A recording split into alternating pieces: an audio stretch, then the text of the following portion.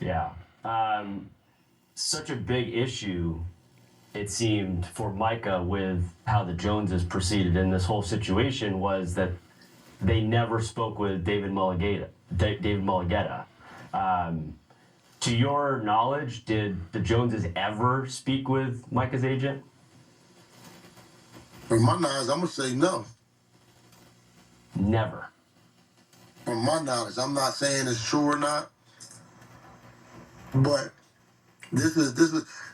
I mean, just looking at everything, I would say no, only because again, if you want this kid here, but you can do everything to keep this man here. You know, even after the trade talks and all that, like they weren't trying him last year to try to get a deal done. But it's like, nah, just go in and wait.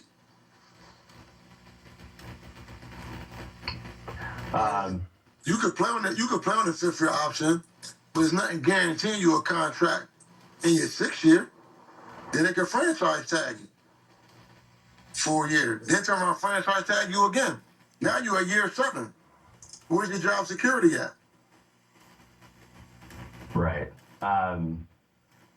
As far as I know you're a longtime Cowboys fan. Are you still a Cowboys fan? That's yet to be determined. I've been loyal to all my teams, but it's going to be interesting. Will you and the rest of the family be there in late September when the Packers and Micah come here to play the Cowboys? I definitely will be there. What do you think that will feel like? It's a homecoming. It's a homecoming. Yeah, it's a homecoming.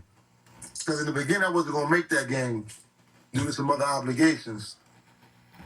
But now, I'm going to be there for that. I won't miss that. What, for you and Micah and the whole family, what's the prevailing emotion about how this all went down? Is it anger? Is it sadness? What is it?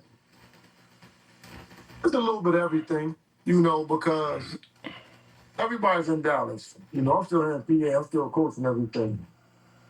So it kind of breaks up the family dynamic a little bit, with everybody being around all the time. But that's a part of growing up. And he says he still will make Dallas his off-season home. Oh, Dallas is his home. And that must just speak to how much he loves the community and life here. Can you speak about how he's fallen in love with this place and how hard that part of this is? Oh, man, listen. He already knew. He said, if I get traded, don't matter. Dallas is my home. Dallas is my home. He's there.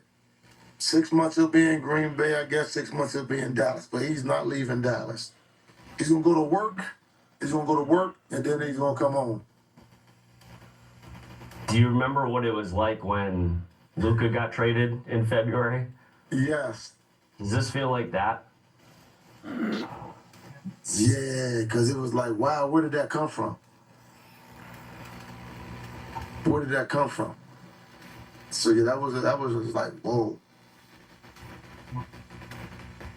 I know I've asked a few emotional questions. I'm going to wrap it up here because this has been really awesome to chat with you. I know it's a hard day. I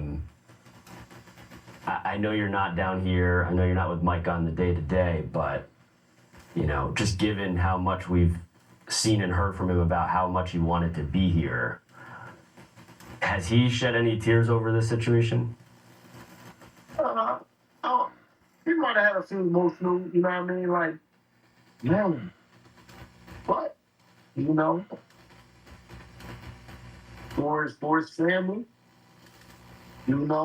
he's happy. And when he made it, his agent, felt like he's the best in the game before Michael. Like, every guy that he represented, in their position almost set the market for that top dollar. So, evidently, he must know what he's doing. Well, one of the fascinating things with this whole story too, and Micah spoke to this, back when he put out that trade request post, is he has said, he said even last fall, and then he said this summer that there were points where he wanted to get a deal done early and he was willing to take less. What do you remember about that? Yeah, I mean, he said, I don't gotta be the highest paid. I'm trying to win. I'm trying to get people around me.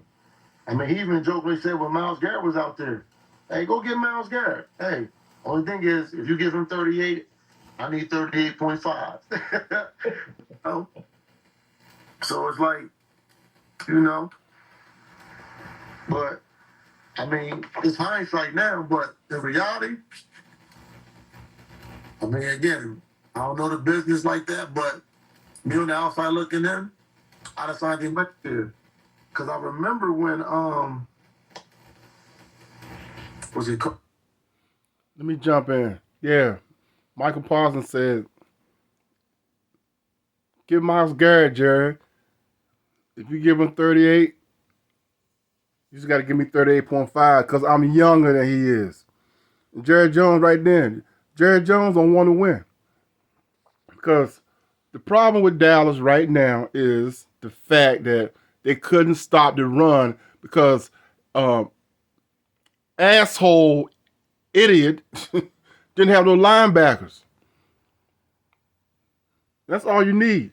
If you would have kept Michael Parsons, got Myles Garrett, all you needed now was three line because you got the corners and you got the safeties.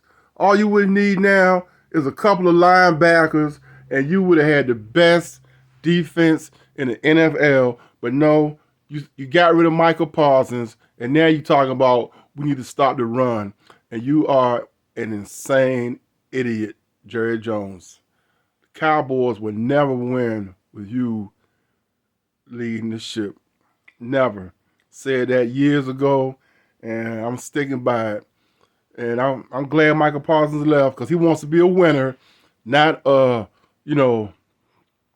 a loser. You ain't won since Jimmy Johnson left 30 years ago. Let's get back to this. This is Michael Parsons' dad, guys, right here in Pennsylvania. Carson Wentz with the Eagles was his second year. They redid his deal. Maybe. I don't remember. Third year. It was early though. He was looking good, and they redid his joint early, and they saved so much money on the back end by signing him early.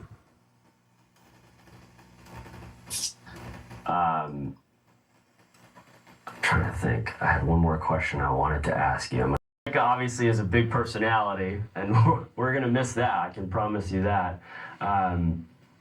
He's been bold, I think, off the field in certain ways as far as, chasing down other things he's interested in, like the podcast and some of the other interests he has, that we've gotten to follow through social media.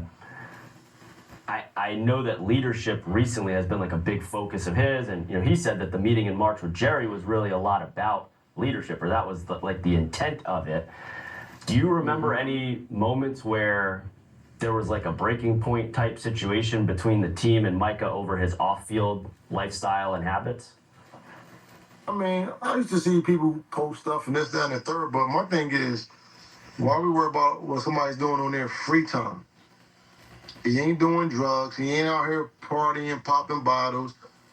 He's either working out or with his family. If you want to do a podcast, and like I tell people, the difference between this era of football players and 30, 40 years ago, they try to prepare for life after football while they're playing, which is a smart thing to do.